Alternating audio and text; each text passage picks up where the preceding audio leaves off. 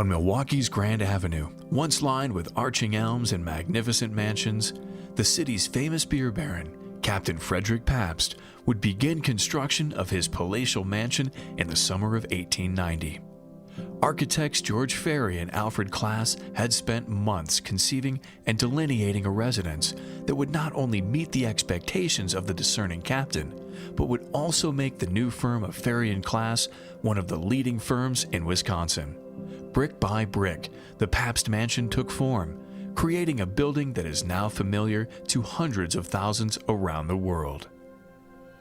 The architects had estimated the cost of such a fine home to be $75,000. But as the project proceeded and all of the latest technology added to the house, such as central forced air heating by the Johnson system of heat regulation, now known today as Johnson Controls, 10 bathrooms, electric lighting, and a battery-powered burglar alarm, the cost rose to a staggering $254,000. As construction drew to a close, the mansion was filled with dozens of costly paintings that the Pabst family had collected throughout Europe, placing them in rooms that were executed in various architectural styles with custom paneling and furniture made in Milwaukee. While the Pabst family certainly could have imported woodwork and furnishings to outfit their home, they decided to make this a home crafted in Milwaukee as a showcase for local artisans. As soon as the Pabst family took up residence in the mansion, it served as the backdrop for large parties, receptions, and the Pabst family even hosted the soon-to-be president Theodore Roosevelt. It was also the scene of more intimate dinners and evening musical salons preferred by the demure mistress of the house, Maria Pabst. In 1893, Captain Pabst had the opportunity of a lifetime to serve his beer exclusively to over 27 million people at the Columbian Exposition of Chicago, perhaps the greatest single event of the late 19th century, highlighting the prowess of American industrial and cultural achievements. For the fair, Captain Pabst had created a remarkable structure, all of highly decorative terracotta, embellished with symbols of the brewing industry. The Pabst Pavilion was further enhanced by a dazzling dome of colored art glass, and within the structure, a model of all the major buildings owned by Pabst in Milwaukee, burnished in gold.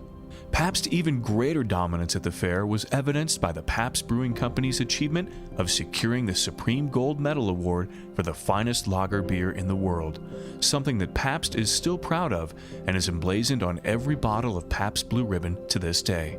Beaming with pride, Captain Pabst had the entire pavilion dismantled, crated, and shipped to his residence, where he erected the structure once again, this time at his private summer conservatory.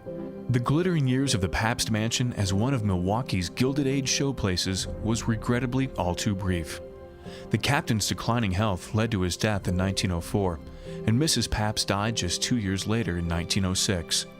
While the Pabst Mansion was only 14 years old, its future was already in question. Milwaukee's moneyed class was no longer building on Grand Avenue, but on Milwaukee's Lake Drive, overlooking Lake Michigan. All of the Pabst children had homes of their own, and so the family homestead was no longer needed. The Pabst Mansion sat closed for 2 years before a new owner appeared and ushered in the next chapter of its life. In 1908, the Archdiocese of Milwaukee purchased the Pabst Mansion with the intent of using it as the residence of the Archbishop.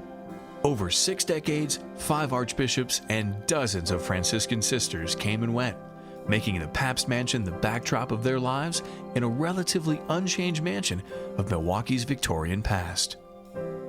While the Pabst Mansion continued on as a private home, mansion after mansion along the former Grand Avenue, now West Wisconsin Avenue, fell to the wrecking ball beginning as early as the late 1920s. Modern offices and a hotel now replace the homes that once flanked the Pabst Mansion. With the mansion now surrounded by commercial buildings, its velvety green lawn and leafy trees became an oasis in its now urban environment. After Archbishop William Cousins was installed as Archbishop in 1958, the mansion went through a period of redecoration. Walls and ceilings were painted white. Wall-to-wall white carpets were installed in an effort to modernize the maturing Victorian home. By the early 1970s, the Pabst Mansion was beginning to show its true age, and rising energy and repair costs made the house almost prohibitive to maintain. Worst of all, the captain's little gem, the pavilion, was suffering the most. A structural inner frame of cast iron was beginning to corrode, which then set off a chain reaction, cracking and breaking blocks of terracotta apart. In 1974, the Archdiocese felt that it would be best to let the mansion go than to continue investing money into its maintenance. It was then sold to the owner of the neighboring Carriage House Inn for the purpose of raising the house for a needed parking structure. This came as no surprise to many, as this had indeed been the fate of dozens of mansions and important buildings throughout the city. But times were changing in Milwaukee. A number of important structures had been demolished in the 1960s, including the Northwestern train station, the Chicago-Milwaukee St. Paul train station, and scores of mansions, leaving the Pabst Mansion as one of the best representations of Milwaukee's 19th century architectural past. The Pabst Mansion, at its heart, was still the fine home it had always been. Florence Schroeder, a plucky and enthusiastic interior designer, saw the interior of the home and resolved that the Pabst Mansion must not be lost like all the rest. She banded together a group of friends and businessmen with the mission of saving the Pabst Mansion as a house museum. By literally passing the hat and generating enough publicity in local media, she drew the public's attention to what they would be losing if the Pabst Mansion would be demolished. To help the fledgling organization save the mansion from the immediate threat of demolition, local businessman John Conlon purchased the mansion and helped steer the wrecking ball away from the house.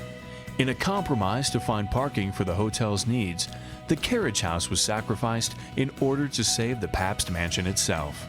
Less than 1 year later, with the help of a state grant for its purchase and financing from literally 23 savings and loans, writing 23 $10,000 mortgages for its purchase, Wisconsin Heritages Incorporated now owned the Pabst Mansion.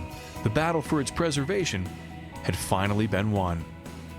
Over the next 30 years, rooms were restored one by one. Using microscopic paint analysis and historic photographs taken in 1897 for the Pabst family, we could see the rooms as they once were. Through the support of volunteers, donors, and the work of Wisconsin artisans, the Pabst Mansion's rooms have come back to life. The sheen of silk wall coverings, the glint of gold leaf, and the smell of polished wood once again are part of the perfect atmosphere of the Pabst Mansion. Empty rooms are filled with original furnishings, objects, and paintings, all chosen by Captain and Mrs. Pabst over 120 years ago. The Pabst family of today recognizes the importance of the house to the community and beyond, and has graciously donated hundreds of objects in order that they may return to their original home. Since opening the Pabst Mansion to the public in 1978, 1.5 million people have visited the Pabst Mansion and marveled at its magnificence.